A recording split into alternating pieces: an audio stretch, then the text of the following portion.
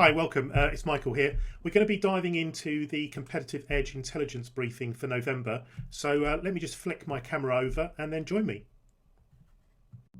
And we're going to be going through the investment risk radar. So this is specifically for the investment community. So if you're a portfolio manager or you're an investment manager or an analyst, this is going to be of interest to you. And specifically, this is around technology and telecoms. And this is for November 2025. This is just the executive summary that we're going to be going through. If you do want a full copy of the report, links in the bio, link in the post, just click on that and you can download the free report. We've not got enough time to go through it today. But essentially, the data is from funding flows, leadership changes, hiring changes. We're also looking at operational signals and then analyst verified market sentiment analysis. But essentially, the executive summary is the global technology markets as they enter the final quarter of this year. Institutional portfolios face a repricing of confidence across SaaS, cyber, cloud, telecom, and also fintech. And basically, multi-source correlation of funding, hiring, sentiment signals basically reveals 5 dominant cross-sector risks driving from the data feeds that basically we've analysed. So the first risk driver is around capital compression. So this is around a sustained decline in late stage and growth stage funding across SaaS, cloud, fintech, in particular, driven by risk-averse LP sentiment and the high cost of capital. So our confidence level on this is high. We're seeing this across the board. The risk driver number 2 is we're seeing leadership volatility.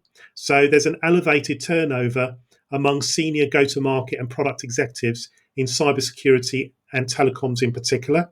And that's basically integrating confidence stress, but also strategy resets. Things aren't working as in those particular industry verticals as senior management would like, and there's a higher rate of churn here, and our confidence level on that is medium to high. We're seeing major signals across the piece again.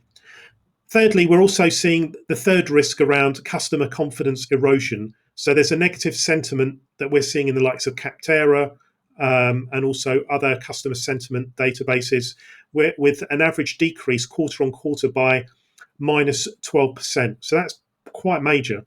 And that's across particularly SaaS and also cloud price. SaaS support, that's the big one. And then cloud pricing, where hyperscalers are basically bundling different pricing plays, bundling different features together, which is just clouding that transparency. And our confidence level on that is high. And then fourth is operational retrenchment. So we're seeing hiring freezes in a number of vendors. So we're tracking upwards of 500 different technology and telecoms vendors. And of those 500, 38% are basically showing deferred expansion and cost control. It's probably not much of a surprise if you're listening to this. But our confidence level on that is medium from the data points we've seen. And then we're also seeing valuation fragility. So we're seeing increased down round frequency, 16% of disclosed rounds in Q3 versus 7% in Q2, concentrated particularly in fintech and AI adjacent SaaS. So basically, overall, our insight would be that funding contraction is now directly correlating with executive churn and also customer sentiment deterioration. Those two things are now linked, and that's basically a structural pattern that we've last seen in early 2020, and that's basically re-emerging.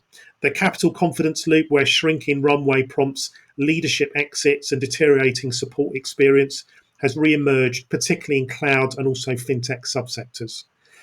Then, in terms of our view, in terms of our foresight, we project a medium probability, high impact deterioration in the overall technology portfolio confidence in Q4 this year, which is led by fintech, which is going to have valuation compression, and also cybersecurity, which is going to have more leadership churn. If you've been tracking cybersecurity, you're seeing a lot of price compression in that particular subsector, which is launching a lot of volatility around leadership, basically a revolving door. Some of the SaaS fundamentals remain comparably stable due to strong renewal bases, but show early risk signals also in customer sentiment. Conversely, in telecoms, around fiber, we're seeing more price stability in fiber rollouts around telecoms. So that's something that we drilled down to in the expanded report.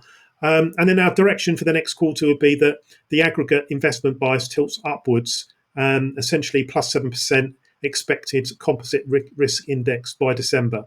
So that's it for this summary. Like I say, if you want the full report, it's in the post. Just feel free to download this, and look forward to the next one. Thanks ever so much. Bye-bye.